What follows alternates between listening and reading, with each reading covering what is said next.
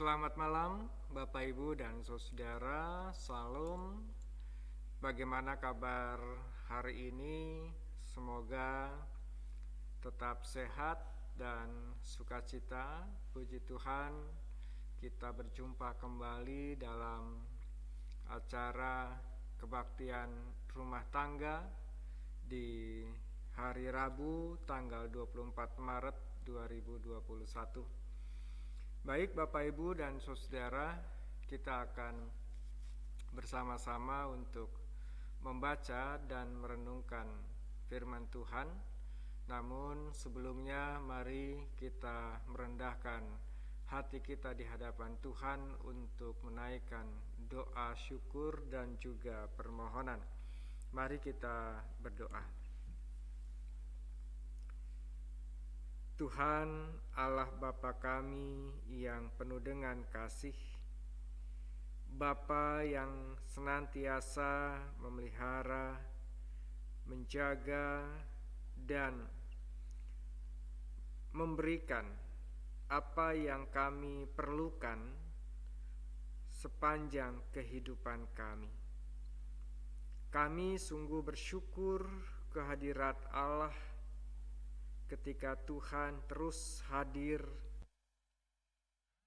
menolong, memberkati kehidupan kami, karena kami boleh merasakan bahwa Engkau adalah satu-satunya Allah kami, Allah yang hidup, Allah sang pemilik kehidupan ini. Terima kasih ya Tuhan untuk berkat-berkat-Mu yang telah Tuhan anugerahkan di tengah-tengah kehidupan keluarga kami, pelayanan kami, dan melalui itu semua ya Tuhan kami pun boleh menikmati dan merasakan betapa baiknya Engkau Tuhan. Bapa, pada malam hari ini sebelum kami beristirahat, membaringkan tubuh kami dari segala keletihan kami karena aktivitas kami pada hari ini, kami bersama-sama akan membaca dan merenungkan firman-Mu.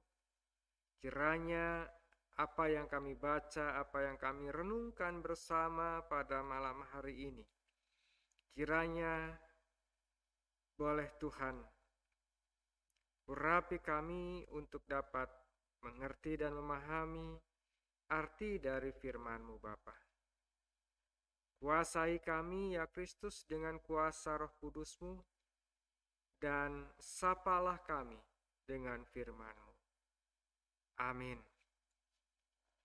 Bapak, Ibu, dan Saudara yang terkasih di dalam Tuhan, malam hari ini seperti biasa kita bersama dengan Pak Slamet. Selamat malam Pak Slamet, dan juga Penatua Johan yang dengan setia memfasilitasi kita dengan multimedianya. Terima kasih Penatua Johan yang setia dengan tugas pelayanannya. Dan malam hari ini kita akan bersama-sama membaca firman Tuhan dari Ibrani pasal 5 ayat 5 sampai dengan ayatnya yang ke-10. Ibrani pasal 5 ayat 5 sampai dengan ayatnya yang ke-10, dan kita akan membaca secara bergantian. Kita baca satu ayat begitu ya Pak Slamet ya. Saya membaca ayat yang ganjil dan Pak Slamet membaca ayatnya yang genap. Ibrani pasal 5 ayat 5 sampai dengan ayatnya yang ke-10. Saya akan membacakan mulai dari ayat yang ke-5. Demikian pula Kristus tidak memuliakan dirinya sendiri dengan menjadi imam besar, tetapi dimuliakan oleh Dia yang berfirman kepadanya, Anakku engkau telah kuperanakan pada hari ini. Sebagaimana firman-Nya dalam suatu nas lain, engkau adalah imam untuk selama-lamanya menurut peraturan Melkisedek. Dalam hidupnya sebagai manusia, ia telah mempersembahkan doa dan permohonan dengan ratap tangis dan keluhan kepada Dia yang sanggup menyelamatkannya dari maut, dan karena kesalehannya ia telah didengarkan. Dan sekalipun ia adalah anak, ia telah belajar menjadi taat daripada yang telah dideritanya. Dan sesudah ia mencapai kesempurnaannya, ia menjadi pokok keselamatan yang abadi bagi semua orang yang taat kepadanya. Dan ia dipanggil menjadi imam besar oleh Allah menurut peraturan Melkisedek. Demikian Bapak Ibu dan Saudara pembacaan firman Tuhan pada malam hari ini. Dan yang berbahagia adalah tentu kita yang membaca, merenungkan, serta memberlakukannya dalam kehidupan kita hari lepas hari. Bapak, Ibu, dan Saudara yang terkasih, tema kita pada saat ini adalah taat seperti Kristus. Taat seperti Kristus. Kata taat, gitu ya, kata taat, kalau kita melihat definisinya itu tunduk, patuh, gitu ya, tunduk dan patuh.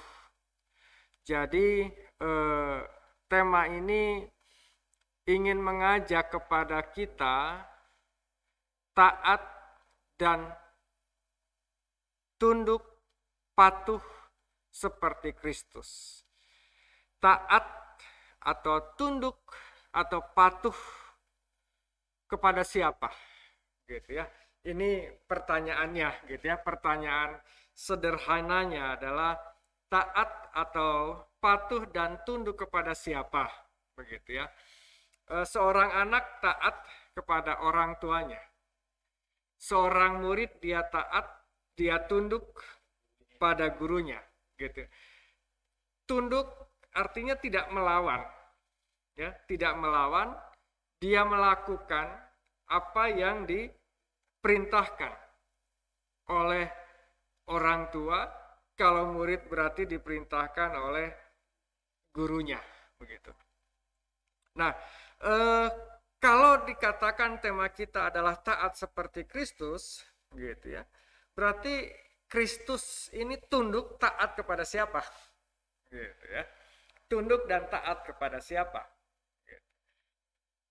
Nah, ini menggambarkan, tema ini juga seakan-akan ingin menggambarkan ada satu otoritas antara yang memerintah dan yang diperintah,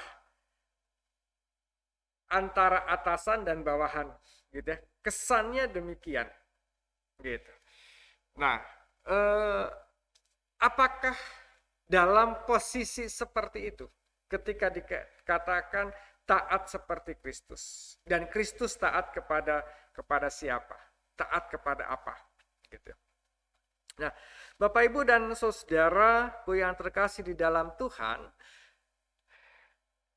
ketaatan seperti yang Kristus tunjukkan bukan dalam konteks untuk menunjukkan hierarki siapa yang lebih tinggi dan yang lebih rendah. Tidak dalam konteks itu. Gitu ya. Karena apa? Karena kita memahami bahwa Kristus itu adalah Allah sendiri. Dia adalah 100% manusia, tetapi dia juga 100% Allah. Manusia karena dia juga merasa lapar, gitu ya. Tetapi juga dia ilahi. Karena dikatakan bahwa Allah hadir di tengah-tengah dunia dalam rupa manusia, yaitu Kristus sendiri. Nah, dalam konteks inilah maka kita bisa melihat bahwa ketaatan Kristus bukan dalam hierarki antara yang di atas dan yang di bawah.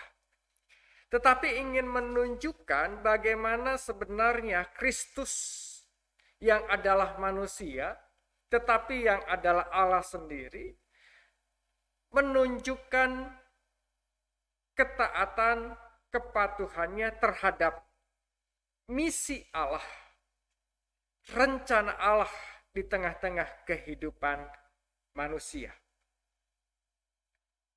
Yaitu apa? Yaitu supaya Kristus yang adalah Allah sendiri menggenapi karya keselamatan bagi umat manusia. Inilah yang ingin diungkapkan, ingin sekali lagi ditegaskan. Jadi dalam ketaatan itu dalam rangka mewujudkan rencana Allah. Nah, kalau kita berbicara tentang kepatuhan dan ketaatan, Bapak Ibu dan Saudara gitu ya. Maka ketaatan seperti apa yang harus diwujudkan? Misalnya kalau seorang murid gitu ya, Pak Slamet mengajar atau Mas Johan juga mengajar, Penatua Johan, Penatua Slamet juga mengajar. Kadang-kadang ada mahasiswa atau siswa, dia tunduk, dia patuh karena dia takut. Ya betul ya, gitu ya Pak Slamet ya. Gitu. Karena takut kenapa? Takut nilainya jelek, takut dihukum oleh guru, sehingga ketika ada guru ya dia patuh, dia tunduk gitu ya, seakan-akan dia mengikuti apa yang diperintahkannya, tetapi kalau tidak ada gurunya seperti kuda gitu ya. Cek Sunda mah jika kuda lepas tina gedogan gitu ya, bebas gitu ya melakukan apa saja. Artinya di situ menunjukkan bahwa ketaatannya, tunduknya, kepatuhannya itu karena keterpaksaan. Nah, apakah Kristus menunjukkan ketaatan kepada perintah Bapa untuk menjalankan misi ini oleh karena keterpaksaan? Tidak, Bapak Ibu dan Saudara. Kristus kalau sebenarnya Kristus bisa memilih gitu ya untuk menolak. Karena apa? Karena untuk menjalankan misi Allah itu ternyata tidak mudah. Dia harus melewati penderitaan, dan saat ini kita ada dalam masa-masa prapaskah, kita menghayati perjalanan penderitaan yang Kristus alami. Dan berdasarkan kesaksian Alkitab, kita dapat melihat bagaimana Kristus setia, setapak demi setapak, selangkah demi selangkah, menjalani, melewati jalan penderitaan itu sampai tuntas, sampai akhirnya, gitu ya. Sampai pada akhirnya. Nah, untuk apa Bapak Ibu dan Saudara? Untuk menjalankan misi Allah, yaitu menghadirkan keselamatan bagi manusia. Nah, kalau di dalam pembacaan tadi dikatakan menyinggung soal para imam, Bapak Ibu dan Saudara, tugas imam itu kan perantara, gitu ya, perantara antara manusia dengan Allah, gitu ya, perantara, terutama ketika menyampaikan pengakuan dosanya. Itu tugas para imam. Tapi sekali lagi di sini dikatakan, Kristus itu bukan pengantara, tapi Kristus adalah penebus dosa manusia. Jadi keselamatannya ada di dalam Kristus. Ada di dalam Kristus. Ini beda antara imam dalam perjanjian lama dengan apa yang melekat di dalam Kristus. Gitu. Nah, Kristus adalah keselamatan itu sendiri. Dan ketaatan, kepatuhan tunduk terhadap kehendak Bapa, maka keselamatan itu ada di dalam dirinya sendiri, di dalam Kristus. Sebagaimana tadi yang dikatakan di dalam pembacaan kita, begitu, bahwa keselamatan itu ada di dalam Kristus. Nah, ayatnya yang ke-9. Dan sesudah, mungkin Pak Penatua Selamat bisa tolong bacakan ayatnya yang ke-9. Dan sesudah ia mencapai kesempurnaannya, ia menjadi pokok keselamatan yang abadi bagi semua orang yang taat kepadanya. Ya, gitu ya. Jadi jelas begitu ya. Jelas gitu ya, bahwa Kristus sudah mencapai kesempurnaannya, ia menjadi pokok keselamatan yang abadi, yang kekal. Dengan demikian, kita dapat simpulkan bahwa tidak ada keselamatan selain daripada Kristus itu sendiri. Nah, Bapak Ibu dan saudaraku yang terkasih di dalam Kristus, yang menjadi pertanyaan dan refleksi bagi kita bersama pada saat ini adalah sejauh mana kita sudah belajar seperti Kristus? Mungkin itu pertanyaannya gitu ya, Pak Slamet ya, gitu ya. Sejauh mana sih kita sudah belajar seperti Kristus dalam kehidupan kita? Tunduk dan patuh kepada Allah, kepada kehendak Allah. Terlebih kita sebagai umat Allah yang sudah menerima anugerah keselamatan di dalam Kristus Yesus. Mungkin Pak Slamet bisa sharing bersama dengan kita bagaimana sih bentuk ketaatan kita sekarang ini, pada zaman ini, dengan situasi dan kondisi pandemi COVID-19 yang belum tuntas, yang tentu ini juga bukan sesuatu hal yang mudah bagi kehidupan kita pada saat ini. Pak enggak Pak Slamet?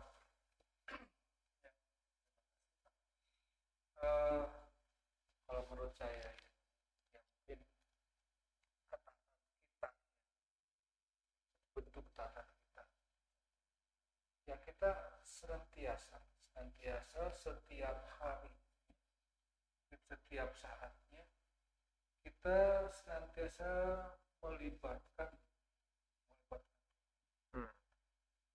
dalam permasalahan.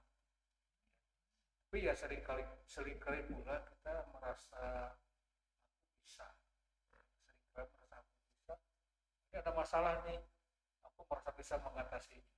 Tapi kadang-kala masalah yang dihadapi ini kita selalu mengandalkan kemampuan sendiri, tapi masalahnya karena kita tidak puas.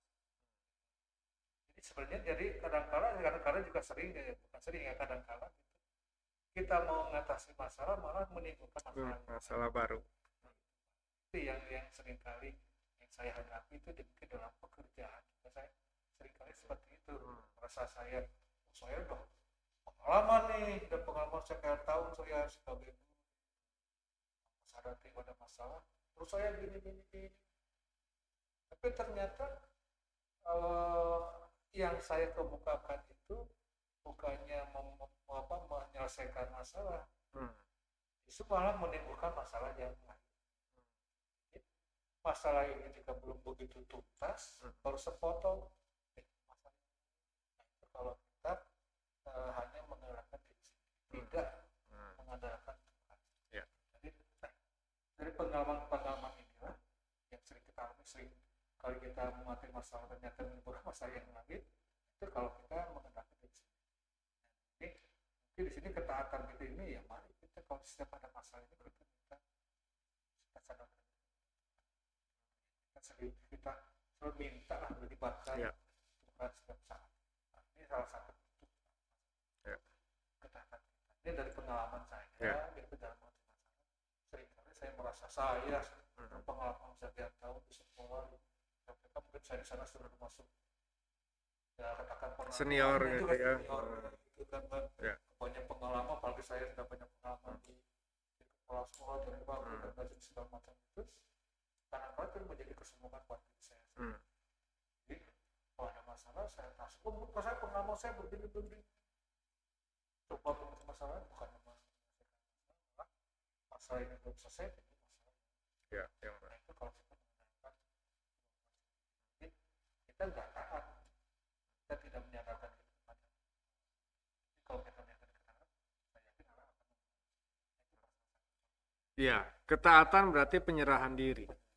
Gitu ya. Penyerahan diri untuk dipimpin, untuk dibimbing gitu ya oleh Allah di dalam Kristus Yesus gitu ya. Dan itu juga yang diteladankan oleh Kristus gitu ya. Ketika Kristus menjalani jalan penderitaan, kesengsaraan, jalan salib gitu ya. Kristus tidak apa di sana Kristus memperlihatkan bagaimana ya gitu ya penyerahan diri kepada Sang Bapa gitu ya. Biarlah cawan ini berlalu tapi biarlah kehendakmu yang terjadi gitu. Itu menunjukkan bahwa ini bukan kehendakku tapi inilah kehendak Allah Bapa yang mengutus aku dalam rangka menggenapi karya keselamatan Allah gitu ya. Dan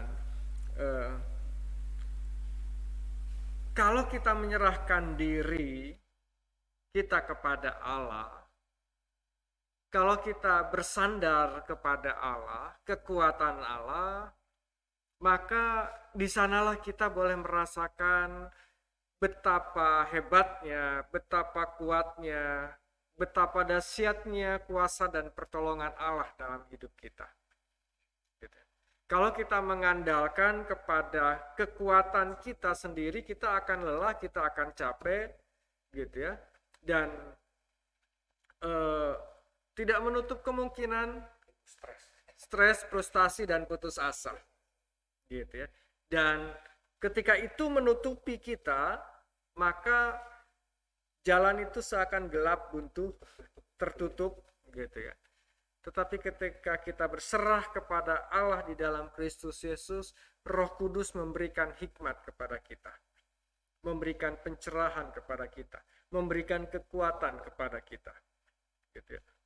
Jadi makna ketaatan itu dapat kita maknai sebagai bentuk penyerahan diri untuk dipimpin, untuk dibimbing oleh Allah di dalam Roh Kudus. Nah, terlebih juga ketika kita menghadapi kesulitan-kesulitan gitu ya, penderitaan-penderitaan, ketika kita menghadapi berbagai macam dinamika kehidupan yang tentu tidak sesuai dengan harapan kita. Disinilah penyerahan diri itu harus kita wujud nyatakan. Sehingga ya tadi kata Pak Slamet, kita tidak hanya mengandalkan diri kita, tetapi kita dengan penyerahan diri itu kita memperoleh hikmat dari Allah. Nah, lalu kemudian juga Bapak Ibu dan Saudara dan juga Pak Slamet begitu ya. Nah, apa sih bentuk ketaatan yang bisa kita wujud nyatakan, bahwa ketaatan itu bukan hanya untuk diri kita sendiri.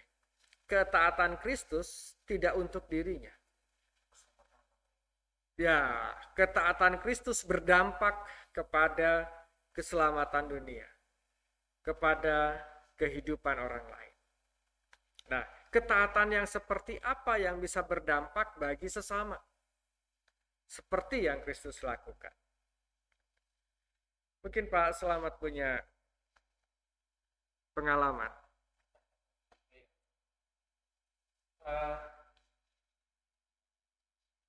Ini salah satu yang barusan dari terjadi juga. Mungkin bisa ke sana. Tadi saya sebenarnya punya rencana gini. Rencana saya ya. Kan hari ini hujan. Terus saya tadi kan bawa motor. Nah, rencana saya itu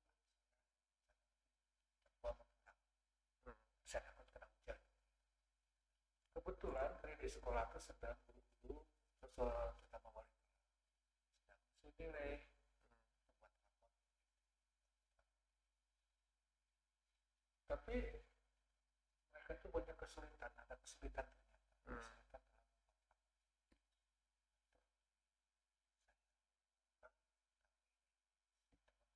Kesulitan sebelum bisa lihat, waduh ini kalau format kayak gini mah nih mau kapan selesainya ini.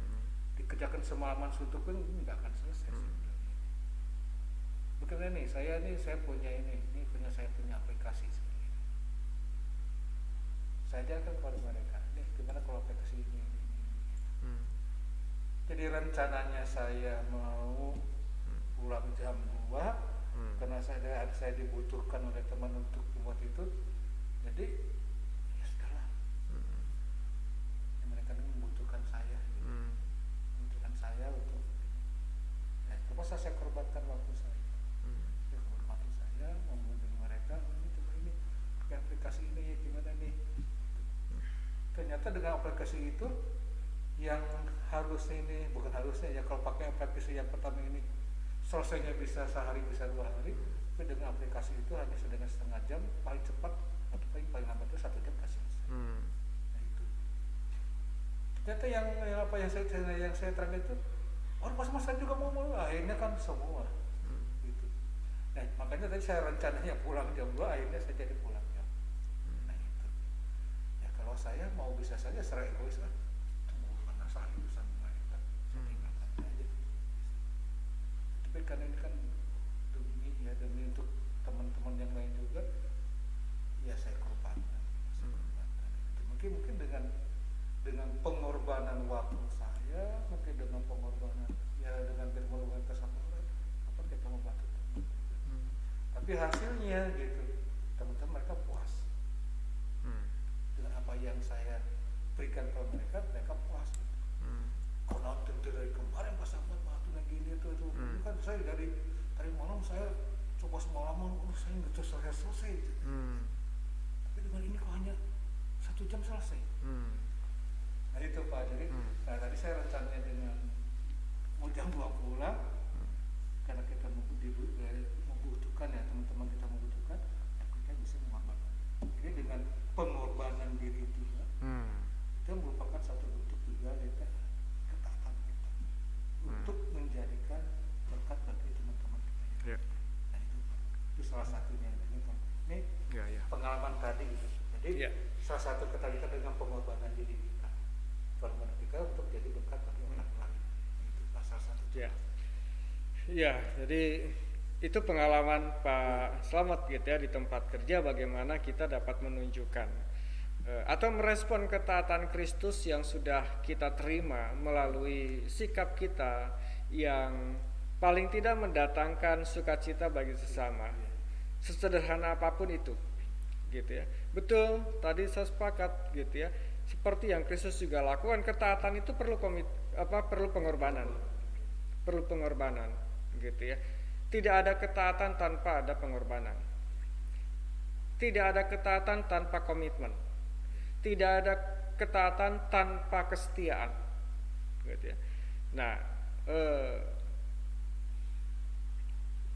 menjadi bahan renungan dan refleksi bagi kita bersama adalah sudah sejauh mana kita tetap setia dan taat seperti Kristus dan memberikan dampak sukacita bagi sesama, bagi orang-orang yang ada di sekitar kita.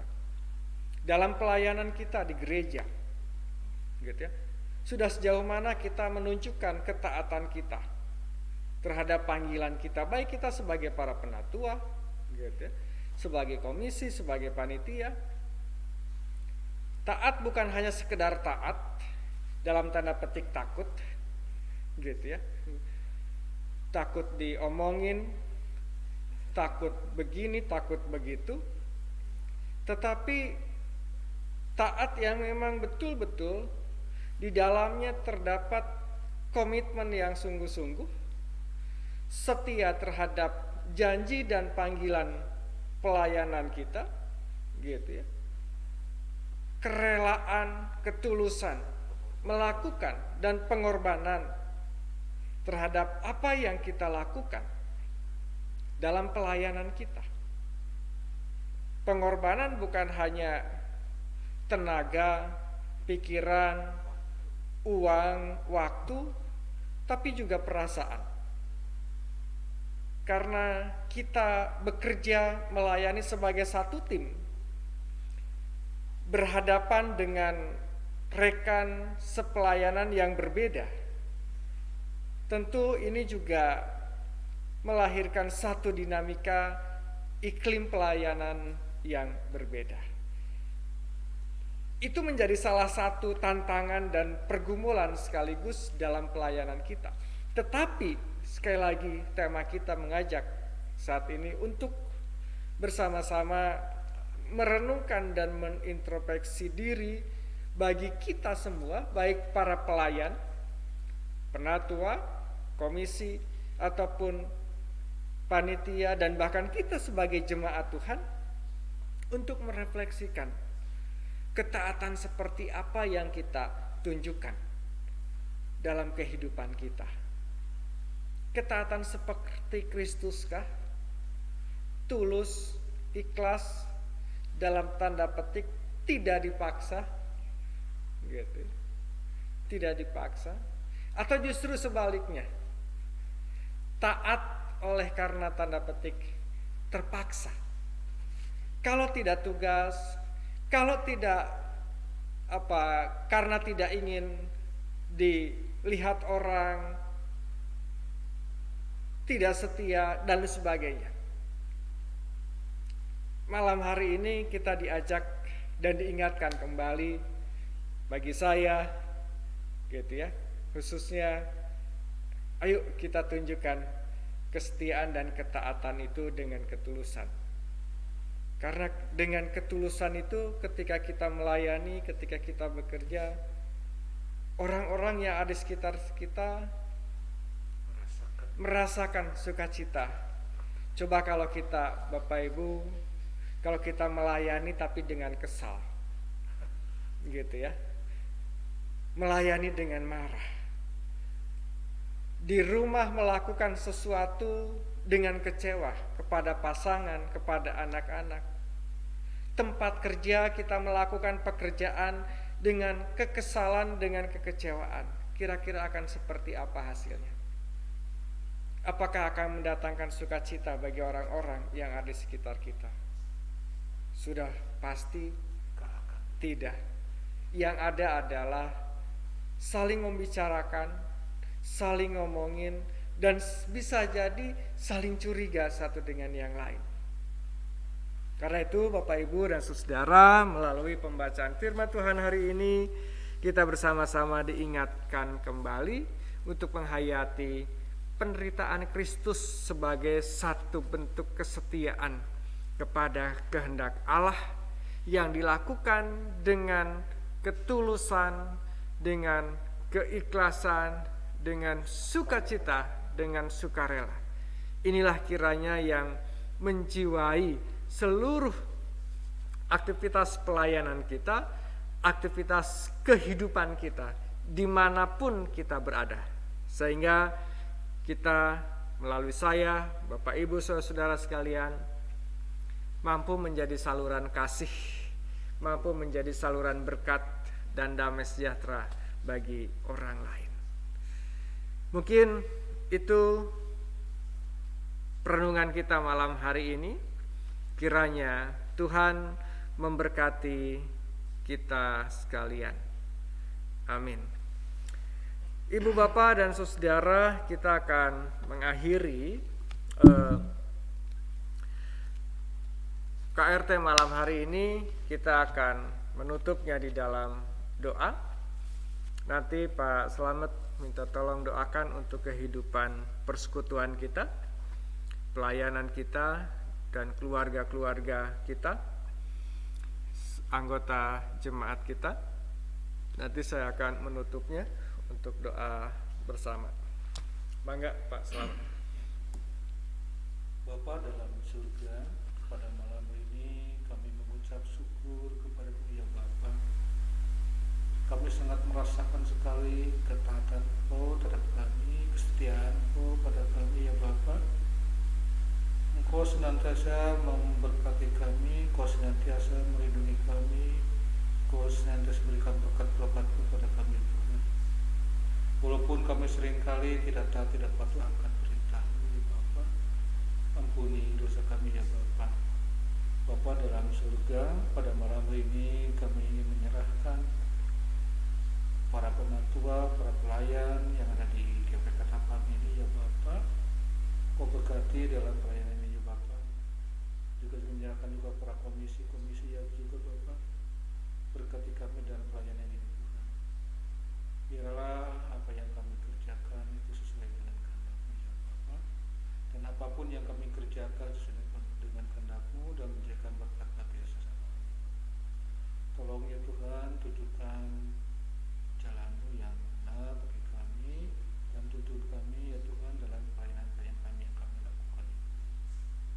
Biarlah KPK Tapang ini ya Bapa dapat menjadi seruan berkat bagi kami semua. Bapa dalam surga, kami juga ingin menyerahkan para jemaat, anggota-anggota keluarga kami, baik yang ada di sini, yang ada di rumah kami masing-masing ya Bapa. Kau sertai dan Kau lindungi kami semua ya Bapa, apalagi pada saat ini sedang pada masa-masa pandemi ini ya Tuhan. Sungguh sangat menakutkan ya Tuhan, penyakit ini ya Bapa, virus ini ya Bapa. Tapi ya tolong berikan kami kekuatan iman supaya kami tetap menyerahkan semuanya yang dalam tangan ya Bapa. Hanya dengan kekuatan-Mu, hanya dengan menyerahkan diri padamu, menyerahkan diri kepada kekuatan-Kau, Kau akan menjauhkan kami dari penyakit ini ya Bapa. Berkati juga kami semua dalam kegiatan ekonomi juga Tuhan. Banyak yang merasakan ya Tuhan akibat dari pandemi ini Tuhan, yang berakibat pada pekerjaannya sehingga ada penurunan pendapatannya dalam ekonomi juga Tuhan. Tapi kami yakin dan percaya Tuhan, Engkau akan memberkati kami, Engkau menuntun kami, Engkau akan mencukupi kami ya Tuhan. Tuhan Yesus tolong ya Tuhan, berkati kami dalam kehidupan kami sehari-hari Bapa. Kami menyerahkan semuanya dalam tangan-Mu, dalam pimpinan-Mu, dalam segala tindakan kami, segala perbuatan kami dan ucapan kami Tuhan. Dan meyakini hanya dengan campur tangan-Mu semua ini dapat terjadi dan dapat menjadi saluran berkat bagi saudara kami yang lainnya Bapa. Bapa Surgawi, kami juga tak lupa ingin mendoakan untuk kehidupan berbangsa dan bernegara, para pemimpin bangsa kami, bersama dengan para pembantunya. Kiranya juga Tuhan boleh berkati mereka, terlebih dalam menata dan mengelola kehidupan berbangsa dan bernegara, dalam menyelesaikan setiap persoalan-persoalan yang terjadi, secara khusus dalam menghadapi pandemi COVID-19 yang belum tuntas ini. Kiranya juga Tuhan boleh berkati mereka semua, berikan hikmat-Mu supaya dapat mengambil langkah-langkah yang tepat, sehingga apa yang kami gumuli saat ini pun dapat segera terselesaikan dan teratasi dengan baik. Dan kami pun berdoa bagi mereka yang saat ini terpapar. Tuhan, kiranya juga Tuhan tolong berkati mereka, sembuhkan dengan kuasa-Mu Bapa, sehingga mereka pun dapat dipulihkan kembali seperti sedia kala. Dan bagi tenaga medis, kira juga Tuhan boleh berkati dalam segala hal yang mereka lakukan, berikan kepada mereka kekuatan, kemampuan, dan juga daya tahan tubuh yang baik untuk tetap boleh menjadi berkat bagi sesama.